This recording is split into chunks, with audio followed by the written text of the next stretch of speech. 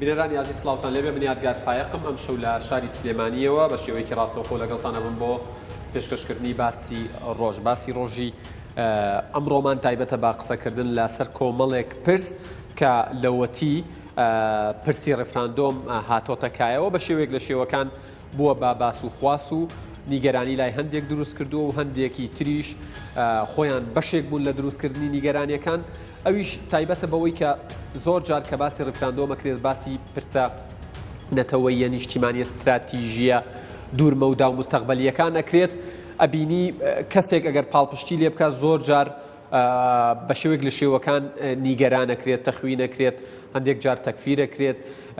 هێرشی ئەکرێتە سەر لە تۆڕە کۆمەڵایەتیەکان لە هەمان کاتە ئەو کەسانش کە بەم شێوەیە مامەڵاکەن ڕەنگە هەر خۆشیان بڕوایان بە دیموکراسیە بێ پێیان وابێ کە ئازادی مافی هەموو تاکێکە هەموو کەس ئازادە ڕاو بۆچوونی خۆی بە شێوەیەک دەرئەبڕێ ئەم شەو لەگەڵ کاکسۆران سێوکانی کە نووسەر و توێژەر ئەم شەو حەزوریە لەگەڵمانە مەبەستمە قسە لەسەر کاریگەری و گرنگی ڕێکەوتنی پارتە سیاسیەکان لە ئێستادا بکەم بۆی پرسی ڕێفراندۆم هەنگاوی گەورەتر و فراوانتر بنێت و باوێژت و بە هەمان شێوە قسە لەسەر ڕۆڵی ڕۆشنبیرەکەین کاکسۆران سێوکانی زۆر بەخێر بێن بۆ ئەم بەرنامەیە مادوونە بن ئەمەوێ بەو پرسیارە دەست پێ بکەم لە ئێستادا بە شێوەیەک لە شێوەکان خۆتەزانی گۆڕەپانی سیاسی جم و جوڵێکی تێکەوتووە لەلایەن پارتیە و دەستپێشخەری هەیە بۆ نمونە یەکێتی و گۆڕان قسەیەکی جیاوازیان هەیە هەندێک پارتە ئیسلامیەکان وەکو وترێت کەوتونەتە خۆیان ئەیانەوێت حزوری خۆیان لە گۆڕەپانەکە بسەلمێنن خوێندنەوەت بۆ کۆی جم و جوڵەکان چییە و پێت وایە کە ئەمە هەموو ئەمانە بە ئاراستەی ڕۆشتن بەرەو ڕێفراندۆم کارێکی ئیجابیە؟ سپاس دەکەم بە لە سەرەتا بڵێن ڕێفراندۆم یعنی مافێکی زۆر سەرەتایی هەموو نەک هەموو گەلەکە مافێکە هەموو گەلێک بۆی هەیە لە بەسەرترین شتە ڕێفراندۆم بکە بۆ منە مەسەلەن سویسریەکان کە طبعا سیستمی سویسری سیستمێکی جیاواز لە چاو هەموو دنیاە چونکە پەرلەمان دەسەڵاتی مطلقی هەیە تەنانەت سەرۆکیش چەند فترەیەک جارێک ئەگواردرێت لەلایەن پەرلەمانەوەیەکی تر دەهاتێ ئەنێ پێوترێت سیستمی بە عەرەبی ئەگەر بڵێن پێوترێت سیستمی جەمعیە بەرحەڵ سەرەکەی لە بەسیطترین شتا ڕێفراندۆمەکەین ئەمە بکەین یان نەیکەین کو دیموکراتیەتێکی جەماوەریە کەواتە گشت پرسی یا ڕاپرسی یا بە هەر ئیستیلاحان هەر بڵێن ڕێفراندۆم ئاسانترە لەسەر دەم فرسەتێکی باشە با قسەیەک لەسەر دەستەواژەی گشت پرسیش بکەین هەست ناکەی دەستەواژەیەکی هەڵەیە گشت پرسی نازانم گشت پرسی هەموو کەس مافی ئەوەی نییە دەنگ باد لە ڕێفراندۆمەکە کەواتە ڕاپرسیەکە بۆ ئەو کەسانەی کە ئەو تێ سەر و هەژدەن و ڕایان هەر کەلیمەی گشت پرسیەکە کەلیمەیەکی مۆسیقاکەی خۆش نییە لەسەر گوێ یەک دووەم ئێمەش ڕاتوین لەسەر ڕاپرسی یا ڕێفراندۆم لەوەش لە بەرەو ڕاپرسی نزیکە لە کەلیمەی ڕێفراندۆمەوە خۆشتر بێ لەسەر زمان بە ئەمە ئیستیلاحان هەر بڵێن ڕاپرسی یاخود ڕێفراندۆم یعنی ڕێفراندۆم شتێکی زۆر سادەیە کەواتە مافی هەموو گەلێکی شەڕ ڕێفراندۆم بکە سەر بەخۆیش دیسان بە پێی بەیاننامەی نەتەوەی گرتوەکان ساڵی 1948 ئەی هاوار ئەمە شتێکی زۆر بەسیتە هەموو گەلێک مافی ئەوەی هەیە کە کیانێکی سەربەخۆی خۆی هەبێ ئەم گەلە لە هەر شوێنێکا بێ بۆی هەیە ڕێفراپرسی بکە سەربەخۆ بێ یا لەگەڵ ئەو وڵاتە بێ کە ئێمێنێتەوە ئێتر ئەمە نە تیارەیە نە دەبابەیە نە شتێک نی یان شتێکی زۆر سادەیە بینیمان لە کەتەلۆنیا کراوتیان نەخێر ئەمانە لەگەڵ ئیسپانیا بمێنینەوە لە کیوبیک لە کەنەدا کراوتیان نەخرەمانە لەگەڵ کەنەدا بمێنینەوە لە 150 بۆ 49 بوازم ئەوی کیوبیک ئەوی بێت خەیاڵم لە سۆدان کراوتیان نەخر ئێمە جابینەوە بە لە 1990 بە هەمان شێوە تەیمۆری شەرقی بە هەمان شێوە زۆر وڵاتی ترکە ئەمە ئەم ڕاپرسێ بۆ مانەوە یاخۆ جیابوونەوە کاکە بەریتانیا گەورەترین بڵێن ڕێفراندۆمی چارەنووسازی لەسەر مانەوەی خۆی کرد لە ئەوروپایە لە بریخیتە کە کەمێکی زۆر کەم دەنگ دەرچوو کە جیابنەوە لەین ئەزانەوە چ زەربەیەکی گەورەیە چ لە ئیقتیساد و چ لە هەموو پێگەکانی بەریتانیا لەگەڵ ئەوەشا قبولیان کرد کەواتە ڕاپرسی تارێک نییە یا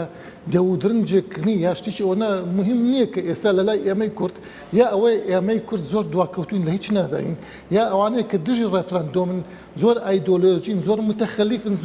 ئەستورن لەم مەسەلانە لەسەری بۆستین هیچ شتێک نییە ڕێفراندۆم نازانم چی با لەسەر ئەوەی بڵین ئەوەی باسی بریتانیات کرد ئەوەی بۆ مەسەلەی برێگزت و ئەو شتانە و بە هەمان شێوە ئەوترێت ینی کات باز دێتە سەر سکۆتلەندا ینی هەموو پایەکانی دیموکراسی لە بریتانیا چەسپاوە کێشەی ئازادیان نییە کێشەی موشەیان نییە کێشەی ئاو کارەبایان نییە بەڵام لەگەڵەوەشە چەند ساڵێک پێش ئێستا کردویانە ئێستا دیسانەوە ئەیکەنەوە بۆ ئیجاب ئەمە بەنسبەت بریتانیاوە کە سکۆتلەندا ئەوێ لە ئیجابێتەوە ئاسایی بێت سەر ڕایەوە هەموو مافەکان ئێمەیە کە ئەوترێت لەگەڵ عێراقا هەموو مافەکانمان پێشێل کراوە جگە لە حکوومەتەکانی پێشووتر کە هەموو جۆرەکانی سەرکوتکردن و ستەمکاری و تەنانەت کۆکوژی و کۆمەڵکوژیشیان بەرامبەر بەکارهێناوی بۆچی ڕەئیەکەیە کە ئێستا لێ با لەگەڵ عێراق بمێنینەوە لە ڕاستە با بڵێن ئێمە لەگەڵ عێراق مستەقبەلمان هەیە ئەمە پرسیارێکە هەموو ئینسانێکی دڵسۆز هەموو کوردێکی طبیعی من دایم ئەڵێم ئەم مەسەلەی ئەمە نە شاعیرە و نە عاتیفێ و نە مەسەلەی سەردەمی مارکسیزم و لینینیزمە نە ئێمە شۆڕژگێر نین ئێمە خاوەن ماڵێکین داوای مافی خۆمانەکەین بەس ئەمانەیە لە چوارچێوەیەکە وەک ئینسان بژین دوای 100 ساڵ بۆمان دەرکەوت کە ئێمە عێراق کوجا مەرحەبا ئێمە عێراقی عەرەب بەیەکەوە ناژین نقطە سەری دێر ئێمە لە 2003دا چینەوە بەغا سەرکردایەتی کورد لە بەغا لەگەڵ برا عەرەبە تازەکانمان برا بە عەرەبە چاوکاڵەکانمان دەستیان تێکەڵ کرد کاکە ئێمە عێراقێکی دیموکراتی تازە بەرهەم دێرین دەستور ئێمە نووسیمانەوە ئێمەی کورد ئەگەر ئێمەی کورد نەبوونا دەستور تێ ناپەڕی باشە لە ئێستا لە 2003 تا ئێستا پێم بڵێ یەک نقطە لە دەستور بەرامبەر بە کورد تەطبیق کراوێ دوێنێ ئاخر ئیحصائی دوێنێ لە 700 پۆلیس لە دووزا کە دوو مەنطیقەیەکی کوردە 35 کوردە ئەوەی تری هەموو عەرەبی شیعشە تۆ لە وڵاتەیە بەچی ئەژیت تۆ تا ئێستا لە 2003 تا ئێستا یەک کەلیمە لەسەر قەراری 140 تەنفیز نەکردووە حەنان فەتلاوی کە ئەندام پەرلەمانێکە ئەبوو محاکەمە بکرێتە سەر تەلەڤیزۆن بە شانازە وڵێ من بووم نەمێژ قەراری 140 تێپەڕێ و خەڵکیش ئەوانەی لای خۆمان ئەچن دەست خۆشکەری لێکن کە نەهێشت قەراری 140 تێپەڕێ لە ڕاستی ئەمە ئێمە و عێراق بەجددی جارێک تر کوردستان ناتوانێت لەگەڵ عێراقا بژێتەوە ئێستا ئەمە نە فیدرالیە نە کۆنفیدرالیە نە ئەوەیە تێکەڵای عێراق بینەوە کاک ئێمە ئێستا تێکەڵای عێراق بینەوە نەک تێکەڵای عێراق بینەوە بەس نەوتەکە تەسلیمی عێراقیتەوە ئازادی ئابووریت نەمێنێ کورد ئەبێتە کۆیلەی دەرەجەیەک نەگۆکو سەردەمی سەدام من حەزەکەم بدەن سەردەمی سەدام کورد زۆر عەزیز و شەریفتر ئەبێ لە چاو ئەوەی کە لە سەردەمی مالکی و عەبادیە کورد خۆی ئەبینێتەوە ئەگەر ئەم ئابووریە سەربەخۆی ئێستای نەبێ هۆکارچیە زۆر کەس ئێستا ئەبینی وەلا بۆ عێراق و حکوومەتی عێراقی تازاکەنەوە چەند بەشێکە تۆ بڵین بەشێکی لەوە کە ئەم ڕاست نییە لەوەی کە ئەوە من وەلا تازاکەمەوە نەخر ئەم منافەسە سیاسی ناشەریفانەی کە لە ئێستا لە کوردستان هەیە کە ئاشکرایە وەکو کارتێکی فشار بەکارهێنرێ ئەمە یەک دووەم زغوتی نێودەوڵەتی بمانەوە نەمانەوە بەجددی ئێران دەوری زۆر گەورەیە لە فشار خستنە سەر بەعزە لایەنی سیاسی بۆی کە بەرەو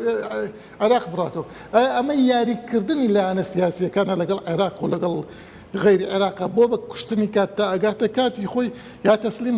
تەسلیم بوونیشتەوە ئێمە ئاواتە خوازم کە ئەمە یاریکردنێکی زیرەکانەی بەعزێک لە سیاسیەکان و سەرکردەکانی کورد بێ کە یاری ئەکەن لەسەر پەتی ئێران عێراق ئێران کوردستان بۆ ئەوەی زەمن بەڕێبەرن تا ئێمە ئەگەینە مافەڕاوەکانی خۆمان هەرچەند گومانم هەیە کە ئەو کەسانە ئەوەنە زیرەک بن ئەوەنە عاقڵ بن ئەوەنە استراتیژی بیرکەنەوە هیوادارم وابێ بەڵام ئەگەروانە بێ بەجددیمانەوەی ئێمە لەگەڵ عێراقا کارەساتەکە خوڵقێنێ ئێمە لە دوای ئەوەی کە عێراق خۆی ئەگرێتەوە هێتەوە سەر پێی خۆی لە دوای داعش ئەتوانێت بژی وەک بێتەوە دەوڵەتێکی بەهێز زۆر بە ئاسانی ئەوە بزانە حەشدی شعبی بەلانی کەمەوە وەکو هێزێکی غەیرە نظامی ئەو حەشدە شعبی کە خۆمان دەنگمان پێ وەکو هێزێکی غەیرە نظامی جارێکی دێتەوە سەرمان چونکە عەبادی بەڕێیەکی خستە مزگەوتەوە لە ماوەیەک وەکو من حەشدی شعبی لەژێر سەیدەرەی منانین بە قسە بەڵێ وەکو هێزە خەفیفەکان و جێشی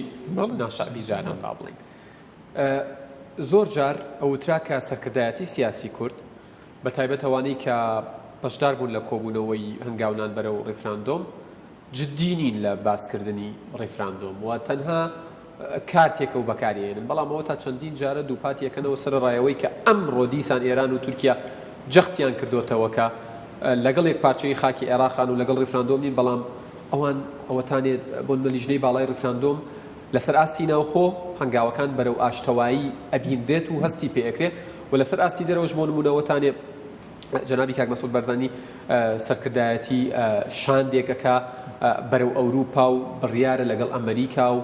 دواتر ینی وردە تاوکات دانیشن هەستەکەی جموجوڵەکانی سەر ئاستی ناوخۆ و سەر ئاستی دەرەکی زیاتر دەریەخەکان پرسە جدیە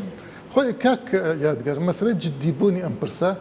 شتێکی بڕاوەیە ینی بڕاوەتەوە کە ئەمە جددیە نەک لە ئێستا ئەوەی کە تۆزێک ئاگادار بێ لە پشتۆی کە لە ئەحداسەکانی لەوە پێشتر وەلەو هەنگاوانەی کەنراون ڕێگە خۆش کراون بۆ ئەوەی کە تەطبیع بکرێ ئەم مەسەلەیە مەسەلەکان زۆر دوور و درێژن ینی ئەم مەسەلەی شتێکی ئەمڕۆ دوێنێن نییە لە ڕاستی ئەم مەسەلەی نەمزادەی سیاسیە لەوانەیە لایەنێکی سیاسی سوود ببینێ بۆ نمونە من کابراایەک بازرگانە منش لە تەنیشت ئەوە دوکانێکدا ئەنێم سوود لە بازرگانێکی ئەوە بینم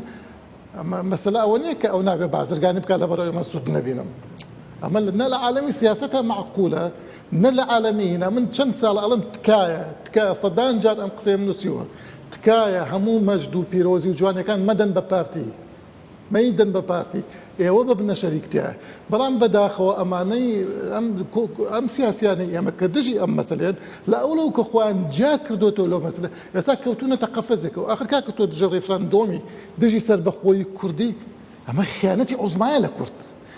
هەموو ئینسانێکی کوردی لەوەتی ئەژی من خەڵکانێک ئەناسم باشە بۆچی خیانەتە لە کاتێک هەموو کەسێک ئازادە بەڵام من بیرمە لەگەڵ کاک شێخ جعفەر بەرنامەیەکم کرد سەبارەت بە پرسی ڕێفراندۆم وتی ئەگەر تاک خۆی بە شێوەیەکی خۆی نیگەرانە ئەستەکا گەندەڵی هەیە دەنگ بە نەخێر بدا شتێکی سروشتیە بەڵام ئەگەر لایەنێک هان بدا بۆ دەنگی نەخێر و هان بدا بۆی بەرەی نەخێر فراوان بێت ئەمەیان خیانەتە تۆ هاوڕای من لە ڕاستە چەند جار ئەمان لە نووسینەکانمان جا کردوتۆ ئەوەی کە دژی ڕێفراندۆمە چەند جۆرەکە یەک ئەو کەسانن کە سیاسین و لەسەر و لەسەر کردایەتیە ئەو کاراکەن ئەمە زۆرێکیان کە بەڕاستی بەعزێکیان نەتوانین بڵین جۆرێک لە ئەجندای دەرەوەی وڵات بەسەر ئێرە ئەسەپێنن لەبەر چەند هۆیەکی کە ناکرێت لێرە باسی بکەین ئەمەیەک دوو ئەو ڕۆشنبیرانەی کە با نەڵێن ئەو کەلیمە بەکارهێنن کە لە ژێر سای ئەو حیزبانە ئاژین ڕۆشنبیری حیزبی ئاشکرایە کە ئەوە بەس مەقسە لەسەر ئەو دوو ئەمانەش بەڕاستی من ئەمانە جێی پرسیارن و پێویستە مستەئالەشیان لەگەڵا بکرێت سێ ئەو ڕۆشنبیرانەی کە لە ڕووی معریفیەوە یا ئەو سیاسیانەی کە لە ڕووی ترسەوە لە مستەقبەلی کورد وەکو خەمیان بۆی کە لەوانەیە لە ئێستا ئەگەر ڕیفراندۆم بکرێت نەک دژی سەر بەخۆن ئێستا ڕیفراندۆم بکرێت لەوانەیە ئێران و عێراق و تورکیا کە پسمان بکەن هەندێک لە ڕۆشنبیرانش لە ڕووی معریفیەوە ئەم قسەیەکەن ئەمانە کەسانی ئاسان چوار خەڵکە گشتیەکە کە جۆ لە من و تۆ لە مولەوە ئەگرێ کە وەکو چۆن جۆ لە مەلای گرێ لە خوتبەیەکە ئەگەر ئەو مەلا لە خوتبەیە قسەیەکی غەڵەتیش کە ئەم کاسی کابران نەزانە وازانە قسەی مامۆستا قسەی خوا و پێغەمبەرە هەیە تەنفیزیەکە بەنسبەت سیاسەکانیش هەمان شتمان هەیە کابرای گەنج کابرای نەزان کابرای خوارەوە وازانە ئەوەی کە فڵانە کەسی سیاسی لە هەر حیزبێک بێ قسەیەکی کرد قسەی ئەم قسەیەکی تەواوە چونکە ئەو شارەزاترە لەم لەبەرەوە قسەیە بکات تەواوە بۆیە بە دوای ئەو قسەیەکە ئەمەیە مەسەلەکە کۆی ئەو خەڵکانی کە وەکو شخصی طبیعیە ئەو سەرجاری ئەو قسە ناکەن یا بێتاقەتم کارەبانیە منش بێتاقەتم کارەبانیە گەندەڵی بەڵێ تا خوا حەسکە تا خوارقی لێ بێتەوە گەندەڵی کارەبا ئاو نییە بەڵێ ئەمانە هەمی ڕاستن بەڵام ئایا مافی گەلێک لەمانە هەمی گەورەتر نین ئێمە ئەگەر ئێستا ڕیفراندۆم و سەربەخۆیشمان نەبێ ئەمانە چاکە بێ دووپاتی یەکەمەوە پرسیارە دایمە لە بەرنامەکان مایکەم دەوڵەت چارەسەری کێشە و خەیرانەکان دەکات ناڵێن دەوڵەت بڵێن دروستبوونی دەوڵەتی سەربەخۆی کوردی ئاساکەی موسانیە سیحر نییە بەڵام کاتێک کە تۆ شخصیەتێکی سیاسی نێودەوڵەتیت هەبوو کاتێک کە تۆ بوویتە دەوڵەتێکی معتەرەف ئەو کاتە بەلانی کەمەوە توانی قەرز کرد بەلانی کەمەوە بە ئارەزووی خۆت بەویستی خۆت بەبێت ترس بازرگانی خۆتەکەی ئایا تۆ ساتوانی نەوت بفرۆشی وەکو عراقی فرۆشە نەخێر ئایا توانی قەرزکەی وەکو عراق توانی قەرزکە نەخێر ئەو حتا تەنانەت وەکە شتێک نەوتمانە کەوتە دەستی وڵاتێک ئێستا ئێمەی کورد یەکەم زەحیە بووین لەگەڵ داعش شەڕمان کرد تا ئێستا یەک پارچە چەکمان بەسەر بەخۆ بوو ناتوە لە ڕێی عراق و ئەویش ئەگەر عراق نازبێتی تۆ ئەتوانی تەنانەت لەو کاتەشە کە خوێنی ڕۆڵەکانە ئەدەی بە لە پێناوی عێراقی ئەوروپا تەنانەت یەک پارچەچێکی شێ بۆ ناوە بەسەر بەخۆی کەواتە تۆ نیت تۆ شخصیت بێجگە لەمانە هەمی تۆ وەک ئینسان ئەچیتە دەرەوە تۆ شخصیتێک نییە شخصیتێکی معنەویت نییە شخصیتێکی نێودەوڵەتیت نییە تۆ عەرەبی لە هەموو شوێنێکە كالي عراق يعني عرب كأصلي عراق يعني خجالتي بكورتي أو الدنيا قرابة زور من الدنيا قرابة كاك عراق يعني خجالتي للصين لسنغافورة لتايلاند لفرنسا لأوروبا عراق يعني خجالتي بجدي إنساني عراقي مرغوبني ليش شنك أما أنا هموي بس مني كردا أسفه كاتك كمن أبما دولة تجي سربخو كهواداري نوابه نازين كي أبي مشتو يا من لما أنا هموي بل هاني كمقرز نيودولتي بازرگانی نيودولتي شخصيتي نيودولتي سيادة خود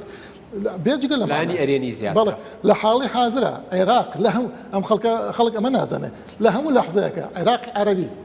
بوي هي شنو تو فيدراليت بوي هي بين أحسن تريشة وبيته هولير السليماني بيجري شريطه لقى شريط عراق شريط داخلية كستدخلناك شريط سيادية بلام تو كدولة بوي يا كونفدرالي بوي دو دولة كونفدرالي اتحادي بوي شريطه لقى شريط عراق شريط نيو دولتية هر بلا ماردانيش عراق عرب بوتو لو كاتي أبت السنور بزاندن وكوتشون عراق كويتي داجير كد بلام يسا عراق سبيني بيت هولير داجيش كأمريكاش قصناك چونك ولاتي كويتي لبسيكي ناوخوي وبيخويان بسيكي ناوخوي باشا كاك سورام بنسبة ريفراندومەوە يعني بنسبة ڕاوبۆچوونە جیاوازەکانەوە سەبارەت بە ڕیفراندۆم لە ئێستادا من تقریبا نزیکی 15 ڕۆژ پێش ئێستا لە بەرنامەیە کاوتم کە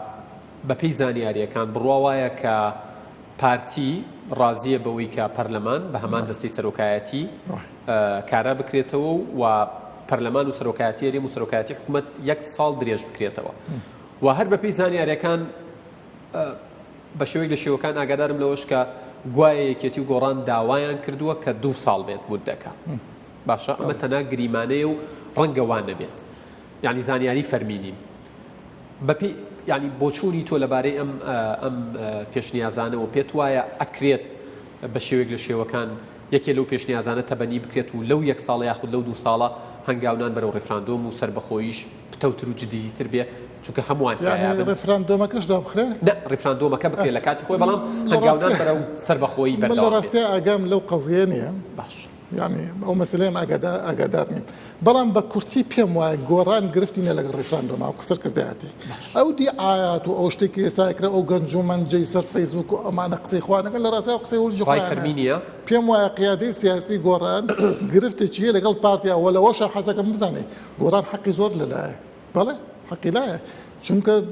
ئەڵێ من ئەمەوێت لەناو پەرلەمانەوە پەرلەمان من زوڵمم لێکراوە و دەرکراوە پەرلەمان هەمووان کۆکن کە پەرلەمان کارا بکرێت باشە ئەمان گاوێکی گرنگە پەرلەمان کارا بکرێتەوە من پێم وایە گۆڕان لەم حاڵەتەیە کۆمەڵی حقوقی ئاعتیباری هەیە لەوانەیە مافی خۆی بێ داوای بکە بۆی بگەڕێتەوە گۆڕان لەگەڵ ڕێفراندۆمە وا لەگەڵ سەربەخۆشە چونکە کوڕانە گۆڕان کوڕانی ئەم گەڕەکەم وڵاتی ئێمن ئەوانن کە تاکو دوێنێ خوێنیان ڕشتۆ لە پێناوی سەربەخۆی کوردستانە چ خێرە ئەمڕۆ دژی بن نەخێر پێم وایە ئەوەی کە زۆربەی گۆڕان لە قیادە و لە قەواعیدی ژێرن ئەوە جۆرێک لە ڕەتفیع لە بەرامبەر ئەو عنفە یاخود ئەو صراع السياسي كيسان لكردستان لبيني هردو لاهي بيم وايا هادي كرنوي وضعك هي من كرنوي بارو دوخي سياسي بقورانيش زور بأسان چونك قورانيش مخير لا مشتكى كأبيني بارتا سياسي كان هست أكري قوتاريكي نرم و لێک نزیکە بنەوە خەریکە لەسەر تۆڕە کۆمەڵایەتەکان ئەبینی تەنانەت کەسایەتی تایە لە ئاستی پارتە سیاسەکان ینی مەسئولیەتی هەبووە و قسەشی ئەخوات و گوێشی لێگیرێ هەستەکەی هەموو هەندانەکە بە ئاراستی ئەوەیە کە جیابنەوە کە پەرتەوازە بین نەگیەگرتوو بین پەیامت چییە بۆ جۆرە کەسانە و بۆ ئەو کەسانەشی کە چاودێری ئەوانەکەن و متابعی کارەکانیانە خۆی کاک یادگەر تۆ بتێوە نەتەوێ هەموو کەس یەکشت نییە باش دائما هەموو کەسێک ڕای نییە بەڵام ڕای غالیبێت چییە ئەوە مهمە یعنی مەسەن ئێستا گۆڕان نابێت جۆرە فەیسبوک بگرێت ئەبێ جۆر لە حساسیەتی خەڵکە بگرێت تاکەی تۆ مەسەلەن باوڵێن ئەگەر ئەم قسەی بەڕێزت ڕاست بێ ئەگەر ئەوە ڕاست بێ کە مەسەلەن وەکو ئەمڕۆ بیستم نازانم بارزانی و مەسەلەی کاراکردنەوەی پەرلەمانی داوەتە دەست حیزبەکان ئەم هەموو سازشە ئەم هەموو سوڵحە ئەم هەموو چوونە پێشەوەی بارزانی و پارتی ئەم هەموو ڕێگا خۆشکردنە بۆینە ئەگەر گۆڕان هەرنێت لە ڕاستی ئەو کاتە وەکوڵی ئینقەلەبە السحر على الساحر ئەو سیحرەی کە گۆڕانە ساعتی بەسەری ئاشتێت و خەڵک لێ پرسن تۆ چی دەوێت هەڵبەتە تۆ هەر مەسلحەتی خەڵکت ناوێ ناتوێت خەڵک چاک بێ یعنی گۆڕان تا کوێ ئەتوانێت تا ئەو شوێنەی کە مافیەتی کە مەزلومە تا ئەو شوێنە خەڵک گوێ لێگرێت بەڵام کاتێک کابێتە کەسێک کە ئەوێ بەعکسەوە بێتەوە جارێکی تر مثلا هەموو هیچ شتێکی قوبڵ نەبێ خەڵکی ژەو کاتا حەقی خۆیەتی پرسێ کاکە تۆ چی توێ ئەڵێ پەرلەمان ئەوە پەرلەمان فەرموو ئەڵێ دکتۆر یوسف فەرموو دکتۆر یوسف ساڵێکەتانێ پەرلەمان بەرقەرار بێ فەرموو تەنانەت دەستکاری سیستمی سەرۆکاتیشەکەن فەرموون لەمە زیاتر تۆ چی توێ کاتێک کە شتەکە گەیشتم حاڵە بێ گۆران نێرە نقطە سەری دێر ڕاوەستێت بچێتە پێشەوە بێگومان یەکێتی نیشتیمانیش تا ئێستا کە ناتوانێت بەعزی شتەکە لەبەرەوەی کە گۆڕان بە حەق ئەزانێن سەرەوەی کە داوای ئەو شتان ناکە یاخود ئەترسێت جادا شەقامی خۆی شەقامی سیاسی دێ بەڵام بەیاننامەی گۆڕان و یەکێتیە لە خاڵی دووەم ئەگەر هەڵە نەبم ئەڵێن دوای کاراکردنەوەی پەرلەمان هەنگاونان بەرەو ڕیفراندۆم پرسە چارە نووسازەکان ینی ئەوان ئامادەن دوایەوە دیار ئەمەیان نەرمێکی باشی پێوە دیار بوو تەفاهمێکی کاک سۆران دواپەیامی خۆت بۆ ئەو کەسانەی کە بە ناوی ڕۆشنبیریەوە بە ناوی ڕووناکبیریەوە بە ناوی کاریزمابوونەوە کاریگەری سلبیان هەیە بانەڵێم لەسەر پرسی ڕیفراندۆم لەسەر ئاشتەوایی کۆمەڵایەتی وەڵام بەداخەوە من حەزەکەم پێش یەک نقطە بەم چەند ڕۆژێک کە چەندین پێیج هەر بەنای خۆمەوە شخصی دروست کراوە بۆ نمونەیەک لەو پێجانە ڕسمی ئۆکاونتی منە ئەڵێ سۆران سێوکانی ئەڵێ ئەبێ وەکو چۆن عەرەب خوایەکیان هەیە ئەبێ کوردیش خوایەکیان هەیە کە بریتیە لە بارزانی جار ئێمە گیرمان بەدەست خواکانەوە خواردووە بە تایبەتی من هەرچی شەڕمە لەگەڵ خوا ئەو خوانەیە کە بوونەتە بت لە خەڵک ئێستا من بتێکی تر دروست دەکەم بارزانی ئەو پەڕی هەرچیەک بێ بریتە لە مرۆڤێک بریتە لە سەرکردەیەکی کورد بریتە لە کەسێک کە ژیانی لە خەباتە لە پێناوی ئەو گەناه سەرف کردو لەمە زیاتر بەرزانی نەخوایەوە نە پێغەمبەرە بەرزانی کەسێکە هەڵەی هەیە ڕاستی هەیە چاکی هەیە کەسانێکی زۆر هەن خۆشیان هەیە کەسانی زۆرشان ڕخنا لێ هەیە لەمە زیاتر هەر کەسێک من لە ڕاستیشا ڕخنەی زۆر توندم لە گۆڕانگرت کە ئەوەنە احتیمامیان بە گۆڕی مەرحومی کاکنەوشواندا لەگەڵ هەموو ڕێزێکمان بۆ کاکنەوشوان مستەفا ئەوەی کە ئێمەی کوشتۆ بەخواکردنی خەڵک و بە بتکردنی گۆڕەکانە ئێستا ئەمە یەک دوو مەسەلەی ڕۆشنبیران لە ڕاستیان بەداخەوە ڕۆشنبیرانی ئێمە ڕۆشنبیرانی حیزبین ئەگەر حیزبیش نەبن بە زۆرە دەکەن بە حیزبی من لێ ئیعلانی یەکەم لە ژیانمان لەسەر لە غەیری یەک گزور لە ماوەی 4 ساڵە لەسەر یەک حیزب خۆم حساب نەکردو و یەک حیزبیش ناتوانێت تەحەداکەم یەک حیزب لێرەدا بتوانم منەتم بەسەر بکە کە ڕۆژێ یەک دیناری دابێتمێ یاخود یەک ئیشی پێ کردبێتم یەک ئیشم بۆ کردبێ لەگەڵ ئەوەشە بە زۆر ئەتکەنە ڕۆشنبیری حیزبی زۆر کەسای ڕۆشنبیری حیزبی نییە بەڵام کاکە نەبوونی ڕۆشنبی لا ئەنگری حیزبی یعنی نابێ مەبدەئی من کاتێک ئەڵم هیچ حیزبێک نین و پارتی نیم عفوا یەک دقە معناه ئەوەیە کە ئیمانم بەوەیە کە کورد بەسەر بەخۆ بێ ئابووری ئەمە پارتی بوون نییە ئەمە مەبدەئی بوونی منە پێم وایە بێ کورد ڕاستەکەم کاک سۆران بەڵێ داوای لێبوردنە کە ماوەڕێیانم چەند جارێک پێیان وتم کە کاتم کۆتایی هاتووە زۆر سوپاس بۆ نووسەر و توێژەر ئێمە ئوستا سۆران سێوکانی سوپاس بۆ کاتێکی کە بە ئێمە بەخشی هەرپێشین بەڵێ بینەرانی ئەزیز باسی ڕۆژ کۆتایی هات ڕێزی یادگار فایق و ستافەکەم لە شاری سلێمانی و شاری ئەولیا قبوڵ بکەن تا بەرنامەیەکی دیکە بەخوای گەورەتان سپێرم ماڵخانەوەتان بێت